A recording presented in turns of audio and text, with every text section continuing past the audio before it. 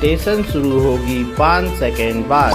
5 4 3 2 1 start. एक हालिया आकलन के अनुसार दुनिया के 100 सबसे गर्म शहरों में से 98 भारत में है। भीषण गर्मी अपने साथ तमाम मुश्किलें लाती हैं।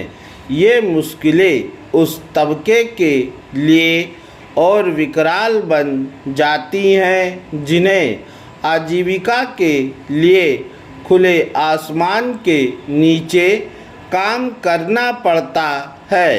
स्वाभाविक है कि उनके समक्ष आजीविका का संकट पैदा होता है, क्योंकि उनके लिए किए जाने वाले उपाय पर्याप्त नहीं होते। इससे न केवल श्रमिकों बल्कि देश की उत्पादकता पर भी प्रतिकूल प्रभाव पड़ता है। कई शोध भी इसी ओर संकेत करते हैं। इस समस्या का समाधान तलाशने की दिशा में इनके निष्कर्षों पर विचार किया जाना चाहिए। इसमें पहला पैमाना शारीरिक पहलुओं से जुड़ा है। श्री रामचंद्र संस्थान की विद्या वेणुगोपाल, पी.के. लता और रेखा पषड़मुगम का 2026 से संबंधित एक अध्ययन साइंटिफिक रिपोर्ट्स में प्रकाशित हुआ है।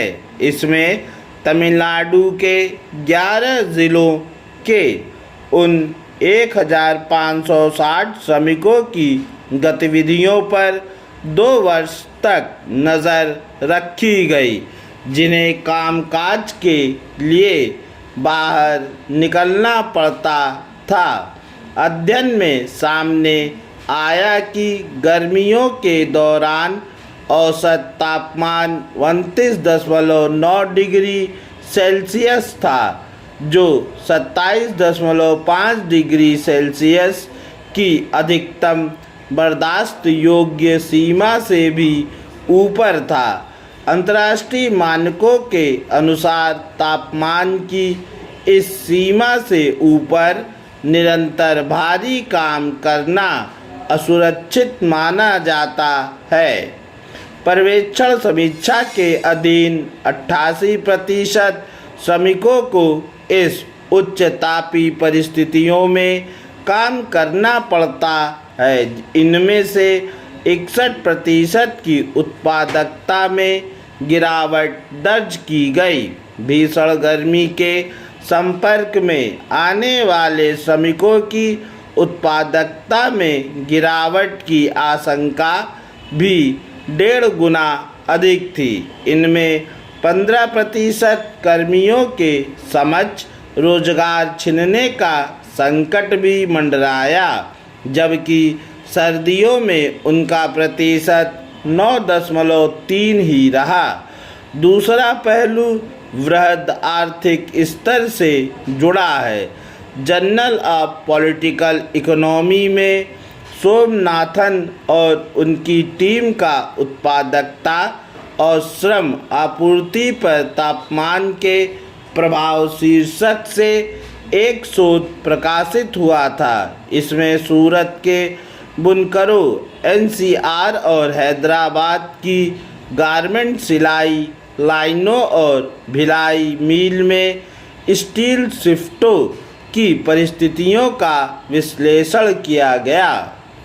इसका निष्कर्ष यह था कि तापमान में प्रति डिग्री सेल्सियस की वृद्धि होने पर वार्षिक फैक्ट्री उत्पादन में लगभग 2% की गिरावट आई। हालांकि यह डाटा 2012 तक का ही है, पर इसके निष्कर्षों का निहितार्थ यह है कि गर्मियों का असर पूंजी या कच्चे माल से अधिक श्रम उत्पादकता पर कहीं गहरा पड़ता है।